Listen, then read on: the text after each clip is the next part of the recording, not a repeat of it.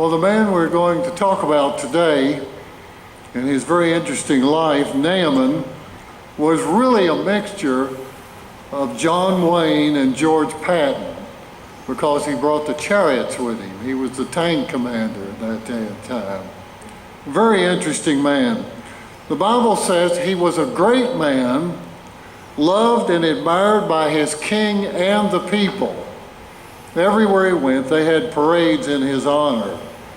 And it also adds, you notice, though he was a foreigner, it said his victories were given by God. So he was blessed by the king, the people, and God. That's a great life to have.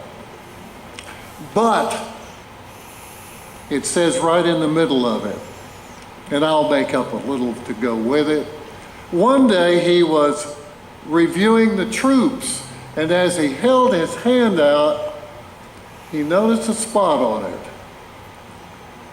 And he put some medicine on it that he thought would help, and it started growing. And he kept it hidden, and it kept growing. So finally, he went to see the best doctors, and he could. He didn't have to go to the emergency room and wait 6 hours to see somebody. He was the commander of all the armies. And he said, I need the best doctors that are here.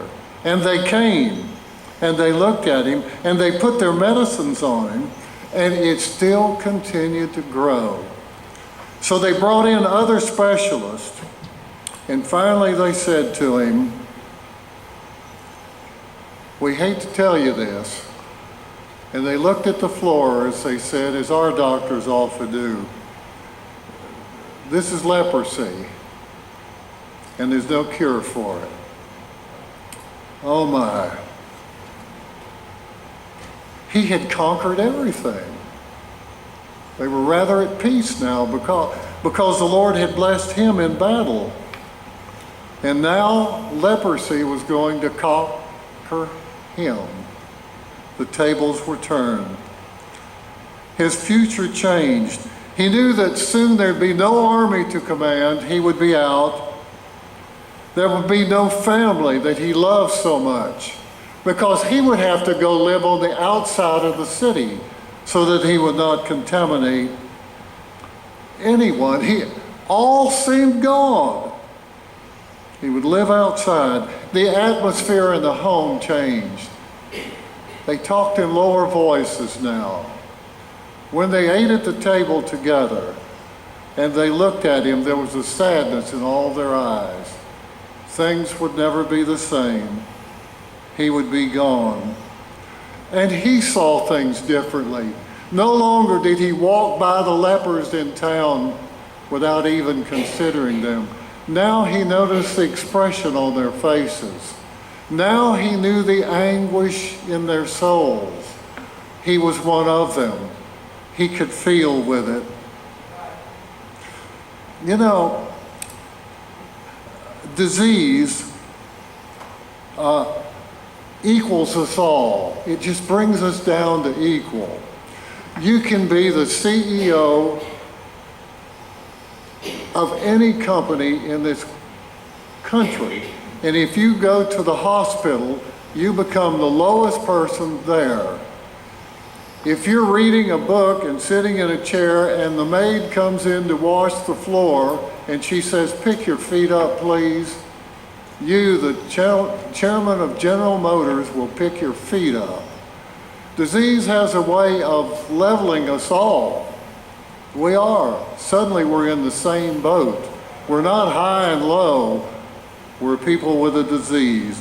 And this is where he was. And the new journey began from commander to the grave. No longer were medals important or victories or plaques that hang on the wall. He was dying. And then, right in the middle of it, it should have been another but there, but there was a slave girl who said, he doesn't have to die. He can be cured if he will go to the prophet in Samaria. he can find healing. Now I want you to notice, her name isn't even there.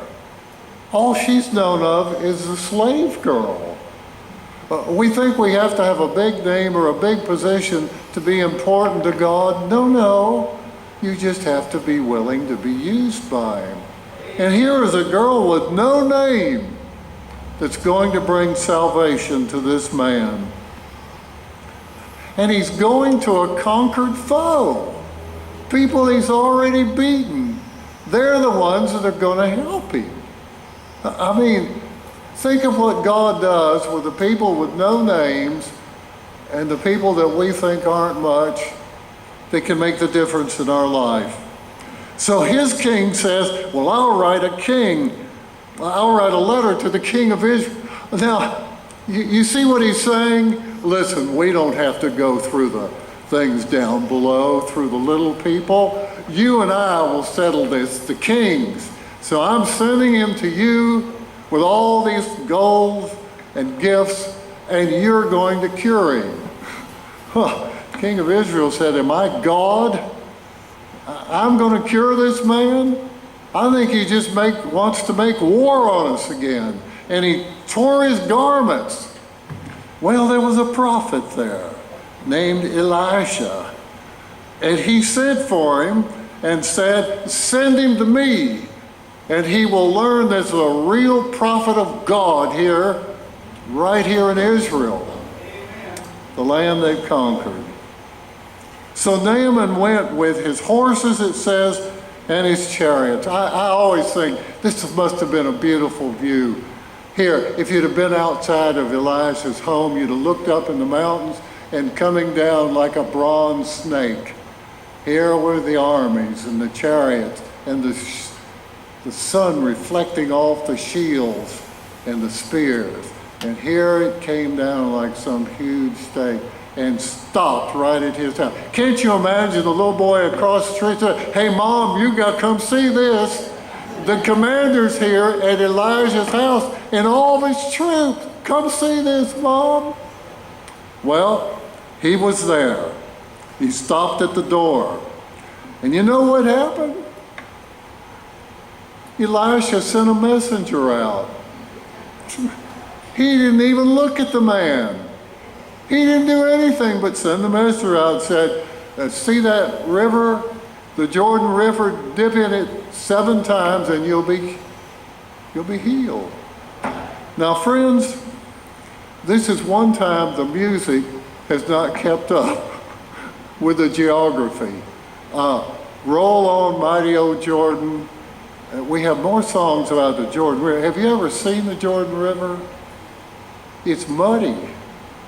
It comes right out of the lake, you know, and goes thundering down towards the Dead Sea. And it's muddy. It's not beautiful. And it's just not, really. I've been there. Our professors told us that before we got there. But you know, it's a beautiful river because of all that happened in it. The baptism of Jesus, John baptizing there, the water stopping when they went into the promised land. There are more ways for a river to be beautiful than just to be clear. And there's so much history and thought and love and the power of God in that river. I think it's beautiful what God has done with it. But at least this man didn't know all that history. He was a foreigner. He was a Gentile. He was out of this. And so he sent the messenger out and said, well, just dip in that river, the Jordan River, and your flesh will be restored. And he went away angry. I mean, he was top man in the land.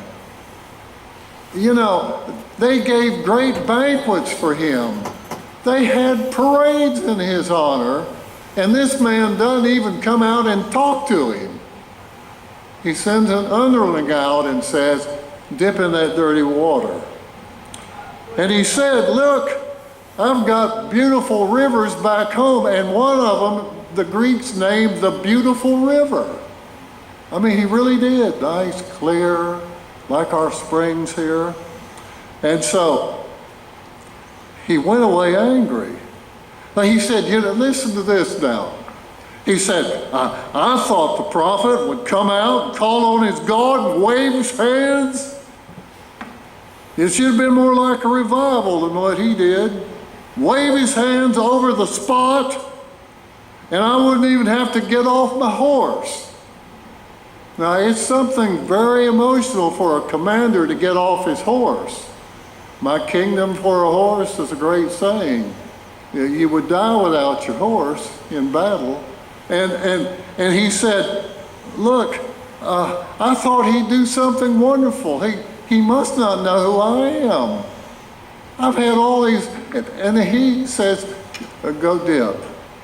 So he gets on, he doesn't have to get off his high horse. He's on it, and he leaves. Now I want you to notice in the scriptures that it's his attendants that come to him, plural, the people helping camp him. I wanted to say one more word about that. You know, we're like that too. I mean, the man said, back home the way they do it, I think it's better than what you do here. That's the way he was saying it. Now, the way we grew up, most of us really in this place would feel if the church were just like the one I grew up in where I got saved, it'd be wonderful here. We're all like that. We want to keep the old because it's the warm fuzzy. It's the wonderful thing that happened. And man, if things were just like, well, God does things in a new way. When I was at Bayshore, they had just started the contemporary service. And I mean, it was contemporary. Guitars, keyboard, drums, full set of drums. I mean, the drums were so loud, they had to cage him in. Really, there was a plastic thing all the way around him, and he just did all he wanted to. And I thought, oh my, that isn't going to work. They did it in the morning at 9 o'clock, and then they did the 11 o'clock service. And I thought, oh, that'll never go. Of course, because I didn't like some of the music. You know, that's part. They're not doing it like we did it where I grew up. And the interesting thing was, it got bigger than the 11 o'clock service. And people were being saved and baptized out of it. And I said, Lord, I was wrong. You have a lot of ways of doing things, and whether I agree with them or not, you're God and it works. I accept it. Okay? Well, he felt like that. We feel like this. Different ways aren't right. Really. Now, he also could say, this is too simple. Dipping 7 times, you know, I wanted the wave of the hands and the hallelujahs, and I wanted everything. This is too simple. We had a revival over at the church I was at so long, and at the end, we had people come back that were interested in accepting the Lord. And I took a young couple back to my office, and I explained to them what God had done and what we do, which is to trust him. And they both looked me in the face and said in a very sweet way, that's too simple. We can't take that. And even if I said, yeah, but the Lord made it simple because he loves you and he wanted you to understand it, they said, we can't do it. And they left my office saying, it's too simple. It's not for us. With a lot of sadness that I had. But the simple things God uses so often. There was a professor that was arguing with people and trying to work through, was Christ who he said he was? And he was a professor and he wasn't going to take all this stuff. So they had arguments and discussions, and he thought, and he was at least honest with it, he worked on it, and he said, one day I was walking downtown and there was a used store that had all kind of things in it. And I looked in the window and there was a picture of Christ washing the disciples' feet. And I said, God washing my feet. And I became a Christian.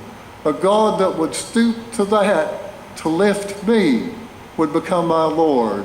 A very simple thing, a picture. And God used it, and the man became hung. Now the servants, the attendants, plural, all of them, they've been talking about this. What is this man doing? He's ridden off from healing. He wouldn't do it. And they went to him together, all of them, and said, now look, if he'd asked you to do something great, you'd have done it, wouldn't you? Huh. He said, yeah. And they said, well, all he asked you to do was dip, the simple thing. And you'd be well. Why don't you give it a try? And the commander thought it over.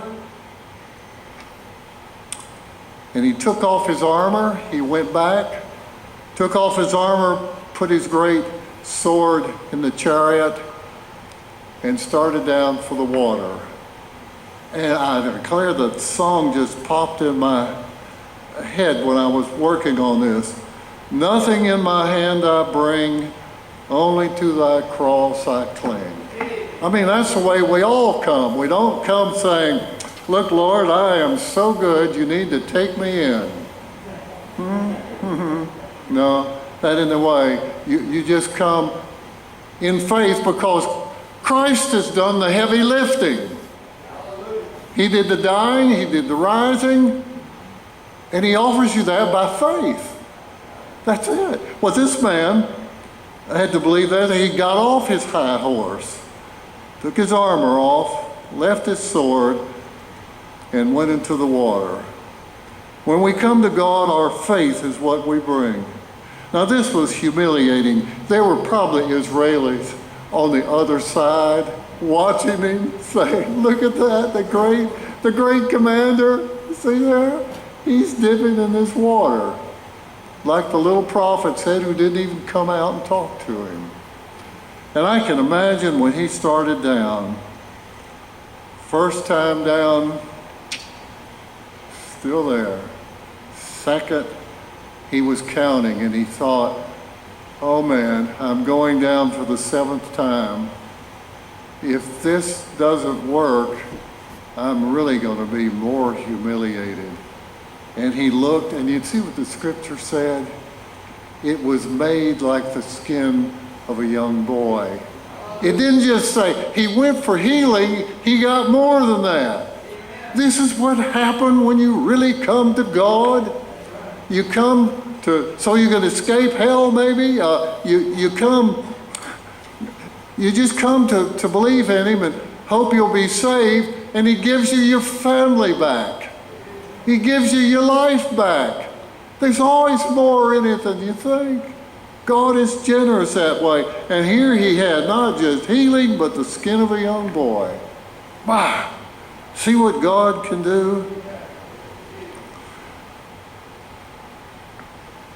And he went back a converted man. He went back to tell the prophet, I believe that this God in Israel is the God of all the earth, and there aren't any more. And he's the one I'm going to worship from now on. See? Simple faith is what did it. Now, there are 2 things that I have found in my ministry that keep people from accepting Christ. The first one is just plain pride. That is, either I'm good enough, God ought to take me in, or, and this is what happens to a lot of people, everything I've got in life I've earned. No one's given to me. And I'm not going to take this because I earn what I get. Well, friends, this is grace. This is a gift. It's not something you earn. It's something you receive. The gift of God through Christ. That's the first one. The other one says, I'm too sinful. I have done things if you knew about, you wouldn't believe and you wouldn't like me. And I'm just too sinful to come to God. But you say to them, but see, the cross showed that as deep as your sin is, the love of God is greater and lifts you. And as weak as you feel, the resurrection shows that the power of God. Paul said, the Spirit that raised Christ from the dead lives in you. See? And that's the answer to that. And God waits for both people, the proud and those that think they're too sinful, and he welcomes them all. My first year in seminary, Billy Graham came and spoke. My, what a congregation. Billy had just really become the great evangelist of our century. And the huge auditorium there at Southern Seminary, it was filled with people. And these were CEOs of industries. All their wives wore hats, big hats. I've never seen people dressed like that. I felt like I was in rags. I mean, when I was, it was something. But I'll never forget what Billy Graham concluded his sermon with. And I will give him full credit for this. He said, one time in the Middle Ages, there was a king, and he was apparently on his deathbed. He was in low condition. And he called the minister in and said, I want to know the Lord before I die, because I'm going to meet him. And the minister said to him, he was a man with a lot of pride. I've done all this myself, the one I just mentioned. And he said, what do I have to do? Graham said, you have to get up and go out and kneel down in the dirt of the garden and ask God to forgive you. And the man said, I don't think I can get up. And he went the next day, and the minister told him the same thing. To find God, you need to go kneel before him out in the garden, in the dirt. Well, about the third day, the man was nearly gone. And the pastor said the same thing to him again, and the man started to get up. And on wobbly legs, he stood up just a little bit by the bed, and the minister pushed him back down, and he said, you don't have to kneel in the dirt. You have to be willing to kneel in the dirt, and God will hear your prayers. That's what happened to this man. He had just about that much faith, but it was enough. Lord, help my unbelief, one had to pray. See, this is where we are today. Wherever you've come from, God welcomes you. Whatever's been your past, God welcomes you. He forgives you and gives you a new future. That's our God. And it started even in the Old Testament. They saw that it was by faith that you were ultimately saved. It was by faith that Abraham was called, and it was accounted unto him as righteousness. See? That's where God meets you. So, we're going to sing a song. And I'm going to invite you to this great God who has shown you his love, who has made a way for forgiveness and a new future and a new you. And I invite you to come. You're welcome. God welcomes you. He leaves the light on all the time for you to come. I want you to do that this day. I'll meet you at the front. There'll be others to meet you and talk with you and rejoice with you. But this is a time of decision. Make it now in wisdom and in faith. And I'll see you right down there as you come.